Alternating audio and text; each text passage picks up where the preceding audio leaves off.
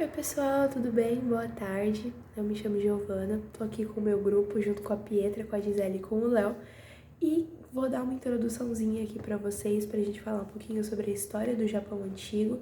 A gente sabe que o Japão tem uma história muito extensa, com diversas controvérsias, diversos avanços, né? Revoluções e enfim. Mas eu quero citar para vocês aqui para a gente entender o comecinho de tudo, como tudo começou, como que o Japão já naquela época deixou vestígios que são vistos até hoje, né, na cultura do seu país. E é muito interessante a gente falar sobre essa parte antiga que não é tão citada, ok? Então vamos entender aí o comecinho de tudo. Os japoneses, eles iniciam, né, a contar a história deles a partir de um período conhecido como o período Jomon. Porém, né, os historiadores contam um período anterior, porque eles encontraram vestígios de animais, vestígios de homens mesmo, naquela região que datam ser mais antigos do que do período Jomon. Então eles datam um período conhecido como pré-Jomon. Nesse período pré-Jomon, a gente estava vivendo o período da pedra lascada, ou período paleolítico, né? Então, quando você teve o início da habitação no arquipélago, as pessoas que lá habitavam viviam principalmente da caça e da pesca. E elas realizavam, né, confeccionavam utensílios para essas atividades com a pedra lascada. Então a gente consegue relacionar ainda com o resto da história, muito interessante. Então, nesse período não se tem tantas informações, então a gente vai seguir para o período Jomon, né?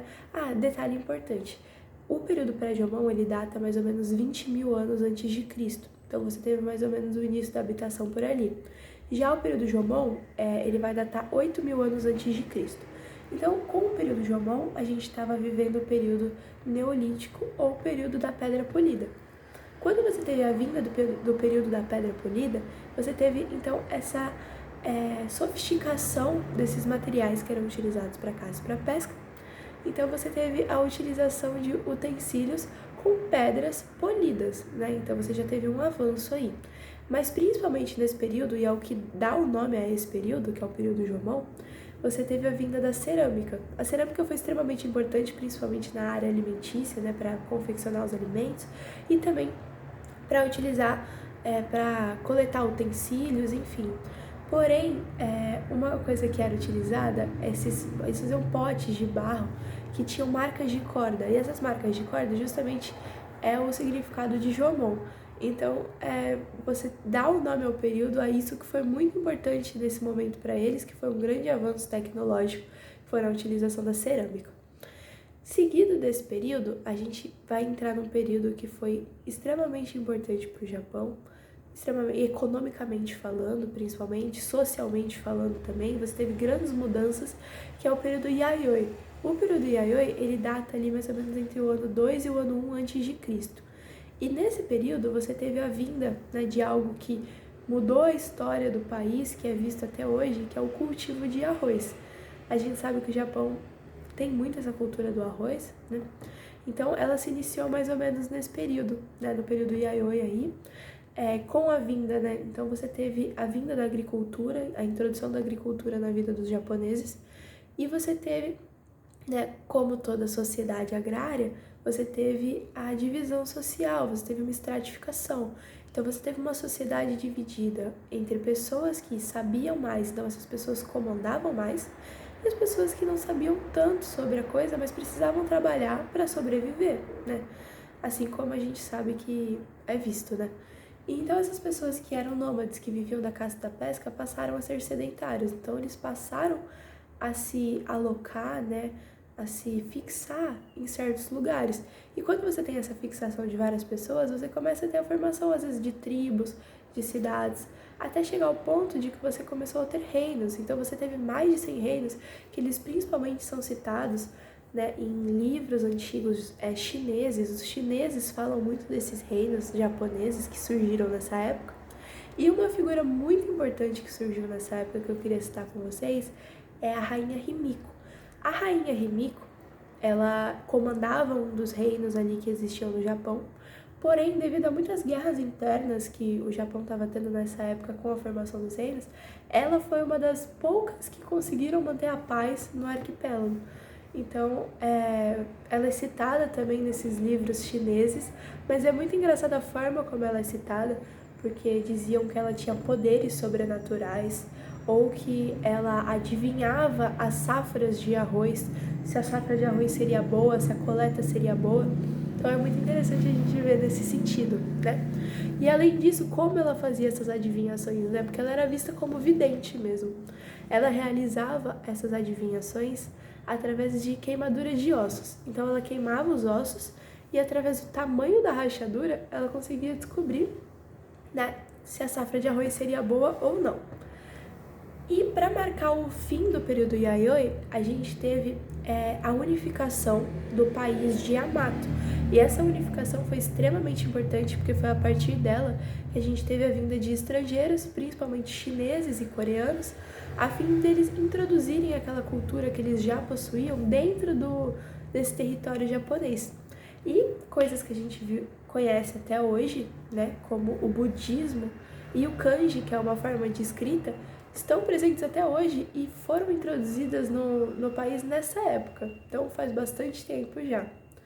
E após, né, quando você teve esse início dessa introdução, você tem o fim do período Yayoi, e a gente vai entrar no outro período, conhecido como o período Asuka. O período Asuka, ele é extremamente importante porque foi nele que você teve então essa introdução do budismo. Com a introdução do budismo, você teve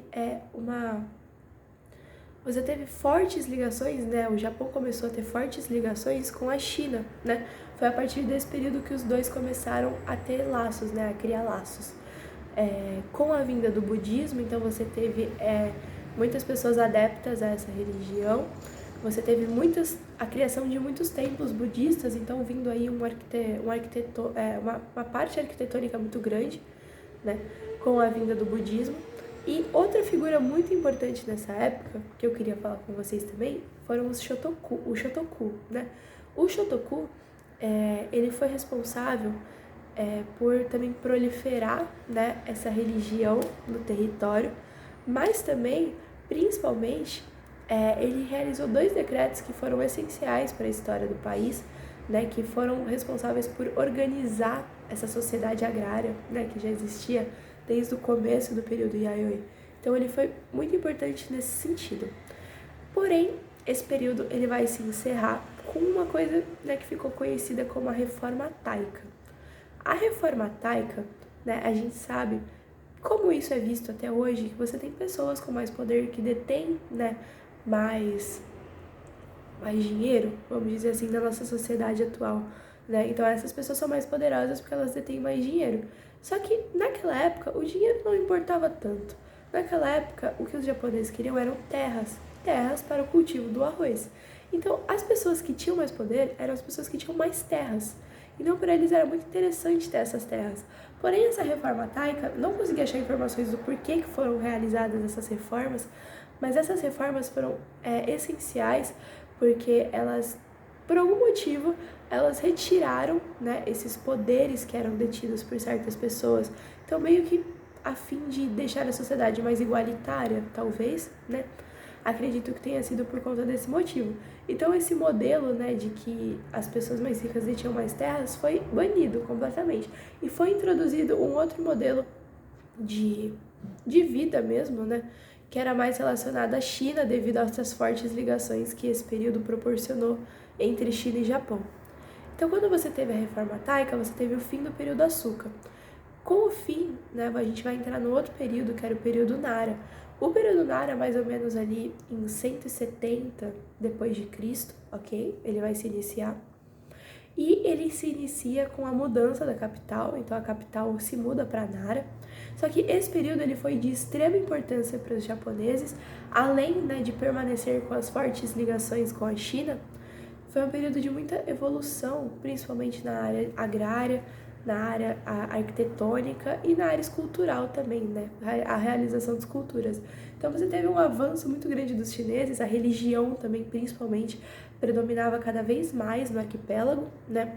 E com essa predominância da religião, você teve os monges budistas, né? Você tinha os imperadores e você tinha essas pessoas que eram vistas como figuras religiosas. E elas tinham um poder absurdo dentro do governo, né? Então chegou a um ponto delas mandarem mais do que os próprios governadores, né? E nesse sentido também é interessante a gente pensar, né? Assim como ainda existe até hoje, né? Que a gente pode observar isso até hoje, as pessoas, né? A situação estava boa, é claro, mas para as pessoas que detinham poder, as pessoas que podiam pensar dessa forma, né? Que tinham condições.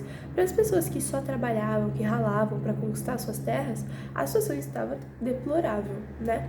Mas você teve aí essa vinda desses monges budistas, então eles tomavam poder, e todas essas situações foram gerando um certo caos, foram gerando intrigas dentro do próprio país, né?